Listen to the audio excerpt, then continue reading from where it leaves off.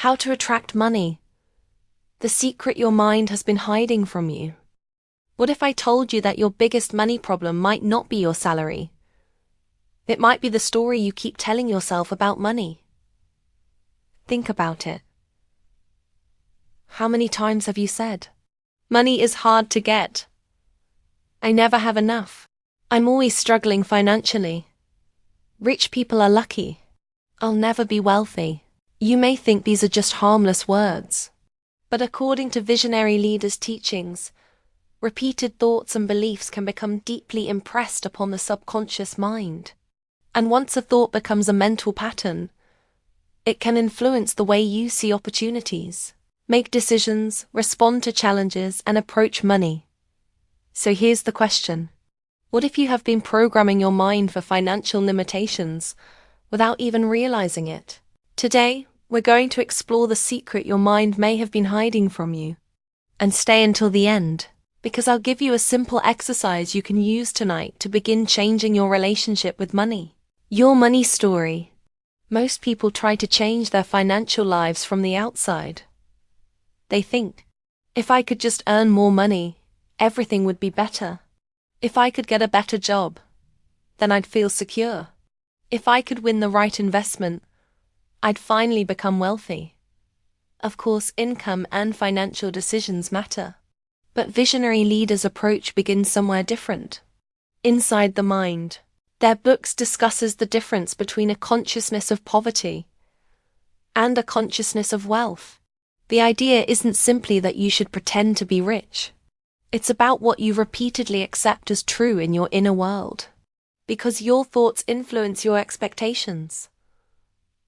Your expectations influence your behavior. And your behavior influences the results you create. If you constantly expect failure, you may hesitate when an opportunity appears. If you constantly expect shortage, you may focus only on what you don't have. And if you constantly tell yourself that wealth is impossible for you, you may unconsciously stop looking for possibilities. This is why changing your financial life can begin with changing the conversation happening inside your own mind. Your subconscious mind. Now here's where visionary leaders' idea becomes fascinating. Your conscious mind is the part of you that thinks deliberately. You decide what to eat. You decide where to go. You decide what you're going to do today. But beneath that conscious thinking is the deeper mental activity visionary leaders calls the subconscious mind. And according to their teaching, the subconscious can be impressed through repeated thoughts, beliefs, mental images, and feelings. Imagine planting a seed. You don't plant a seed today and dig it up tomorrow to see whether it's growing. You water it. You give it time. And eventually, something begins to appear. Visionary leaders use a similar principle when discussing the subconscious. Repeatedly feeding your thoughts of fear and limitation can strengthen those patterns.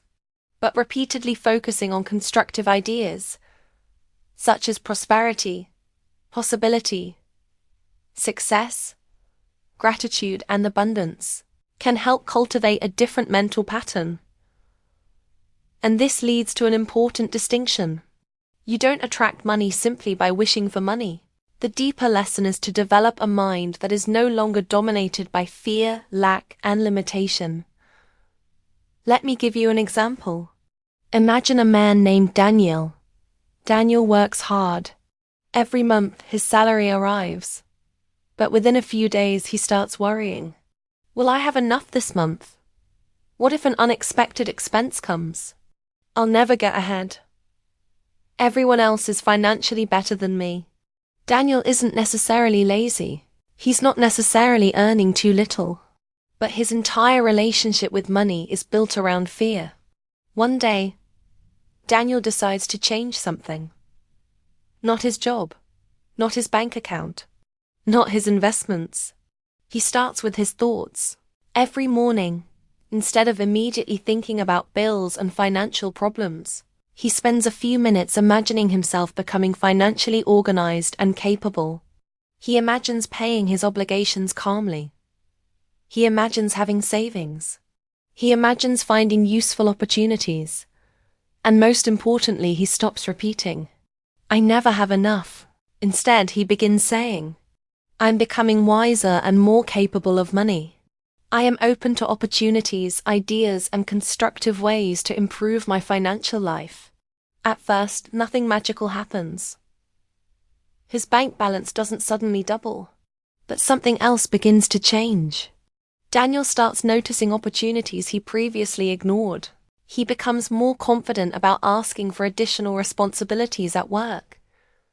He starts learning a skill he had postponed.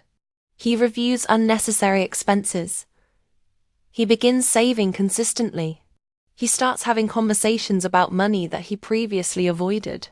The important point is this: his changed mindset didn't magically create money. It changed the way he approached his financial life. And that changed his actions. That is the practical side of the principle. This is one of the most important lessons you can take from visionary leaders' philosophy. Your mind can become either a prison of limitations or a doorway to possibility. If you repeatedly tell yourself, "There is never enough," your attention becomes focused on shortage. But if you train yourself to think, "What can I learn? What opportunity am I overlooking? How can I create more value? How can I become better with money?" your attention begins moving toward possibility. It is repeatedly emphasizes prosperity, consciousness, and constructive mental patterns rather than dwelling on lack. And that's why this isn't simply about saying positive words. It's about changing your dominant mental direction. Practical exercise. Try this tonight. Now let's turn the idea into something practical. Tonight, before you go to sleep, find a quiet place. Put your phone away. Close your eyes. Take a few slow breaths. Relax your body. And imagine one simple financial scene. Don't imagine millions of dollars falling from the sky. Instead, imagine a realistic scene that represents financial peace. Perhaps you're looking at your bank account and seeing that you have built meaningful savings. Perhaps you're paying your bills calmly. Perhaps you're holding a document showing that you've reached an important financial goal. Or perhaps you're sitting with your family feeling grateful because your finances are becoming more stable. Now here's the important part. Don't just see the picture. Feel the emotion associated with it. Feel relief. Feel gratitude. Feel confidence. Feel peace. Then quietly repeat a constructive statement such as, "I am open to prosperity, wisdom, opportunity, and abundance. I use money wisely, and I'm becoming financially stronger every day." Repeat it slowly. Don't rush. Let the words become an idea. Then return to your mental picture. Do this consistently. The objective isn't to hypnotize yourself into believing that money will magically appear tomorrow. The objective is to gradually replace a habitual mental pattern of fear and lack with a constructive pattern of possibility, responsibility, and prosperity. That distinction is extremely important. There's something more powerful. But here's where the story gets even more interesting. Changing your thoughts is only the beginning. Because there is another question. What happens when your old financial beliefs fight back?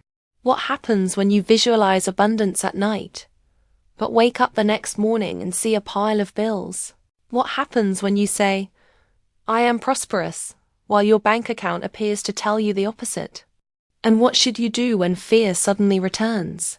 Visionary leaders address this deeper problem through their discussion of negative thoughts, fear, faith, and the importance of refusing to give mental authority to thoughts of limitation. That's where the real transformation begins. Because the goal isn't to have one positive thought. The goal is to change the direction of your thinking. So, before you go to sleep tonight, ask yourself one simple question. What financial story have I been repeating to myself? Is it a story of fear, shortage, failure, or possibility? Remember, you don't have to deny your current financial reality. You don't have to pretend your problems don't exist. Instead, you can acknowledge where you are and begin training your mind to look toward where you want to go. Because sometimes the first step toward changing your financial future isn't opening your wallet. It opens your mind. If this video gives you a new perspective, subscribe to the channel, because in the next video, we're going deeper into another one of visionary leaders' most fascinating ideas. What you repeatedly say to yourself before sleep may influence the mental patterns you carry into tomorrow. And I'll show you a simple before-sleep wealth exercise you can try tonight. Until then, remember to change the thought, change the direction, and then take action.